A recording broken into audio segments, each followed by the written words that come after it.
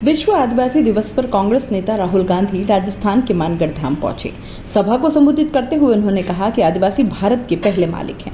ये जो हमारी जमीन है, जिसे आज हम भारत कहते हैं, ये जमीन आदिवासियों की जमीन थी। ये मुझे मेरी दादी इंदिरा गांधी ने बताया था।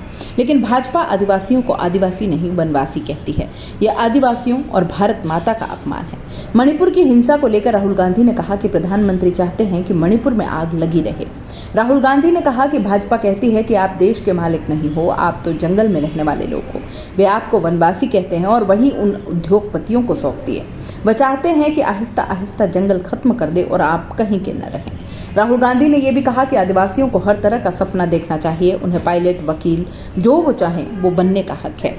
राहुल गांधी के भाषण की कुछ बड़ी बातें हैं। पहली, उन्होंने कहा कि प्रधानमंत्री चाहते हैं कि मणिपुर में आग जलती रहे। 3 माह हो गए, ऐसा लगता है मणिपुर देश का भाग ही नहीं है। मैं रिलीफ कैंप गया, विपक्ष के नेता गए, लेकिन पीएम नहीं गए।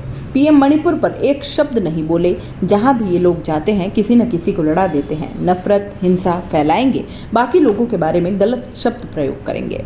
दूसरी बात उन्होंने कहा, राहुल गांधी ने, कि बीजेपी के लोग जहां भी जाते हैं हिंदुस्तान की आवाज को दबाने की कोशिश करते हैं। बीजेपी की सोच ने मणिपुर में आग लगा दी। 3-4 महीने से मणिपुर में आग जल रही है, लोग मारे जा रहे हैं, महिलाओं से रेप हो रहे हैं। मणिपुर में भारत माता की हत्या हुई है। बीजेपी की विचारधारा ने ही भारत माता की हत्या की है।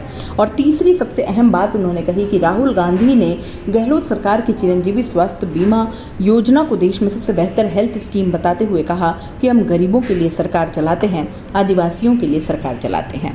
राहुल गांधी से पहले मुख्यमंत्री अशोक गहलोत ने सभा को संबोधित करते हुए कहा कि भारत सरकार ने इस स्मारक के विकास का वादा किया था, लेकिन काम नहीं किया। इसलिए अब राज्य सरकार इस धाम का विकास करेगी। 100 करोड़ की लागत से इसकी शुरुआत कर रहे हैं। गहलोत ने घोषणा की कि अब राज्य सरकार के हॉस्टल में 1 लाख SC, ST और OBC के बच्चे रहेंगे। अब तक 50,000 बच्चे रहते थे।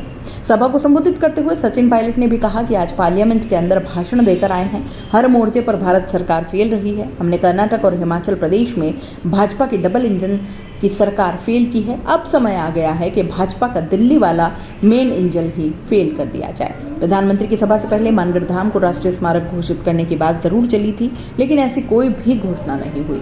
तब प्रधानमंत्री ने सभा में कहा कि इससे सटे राजस्थान, गुजरात, मध्य प्रदेश और महाराष्ट्र 4 राज्यों की सरकार इसके विकास को लेकर काम करे। इसके बाद गहलोत ने कहा कि भारत सरकार ऐसा नहीं कर रही है, तो राजस्थान सरकार इसके विकास को लेकर अब काम करेगी। प्रधानमंत्री चाहे 2-3 दिन में उस आग को बुझा सकते हैं। अगर प्रधानमंत्री ने हिंदुस्तान की सेना को कहा कि इस आग को 2 दिन में बुझा दो, हिंदुस्तान मणिपुर में जो आग जल रही है उसको 2 दिन में बुझा देगी। मगर प्रधानमंत्री आग को जलाना चाहते हैं। आने वाले वक्तों में एक स्मारक के रूप में डेवलप किया जाएगा। भारत सरकार ने वादा किया था, वादा निभाया नहीं है प्रधानमंत्री जी ने। और इस मानगढ़ धाम आदिवासियों ने मुल्क की आजादी के लिए बलिदान दिए हो, उसको डेवलप करने के लिए आज करता हूं की लागत से हमने शुरुआत करेंगे। जिस तरह राहुल गांधी जी के ऊपर कुछ लोगों ने इनकी सदस्यता को रद्द करने का काम किया था, जिस मंशा से उन्होंने राहुल जी को टेलीविजन पे ना दिखाने का काम किया है, पौने घंटे के भाषण में 10-12 मिनट तो उनको दिखाया, बाकी नहीं दिखाया। यही काम ये सरकार केंद्र की कर रही है। और इसका जवाब देने के लिए इस प्रकार के साजिशपूर्ण कार्रवाई जो बार बार ये सरकार करती है, इसका जवाब देने के लिए राहुल गांधी जी ने पिछले साल भारत जोड़ो यात्रा शुरू करी थी।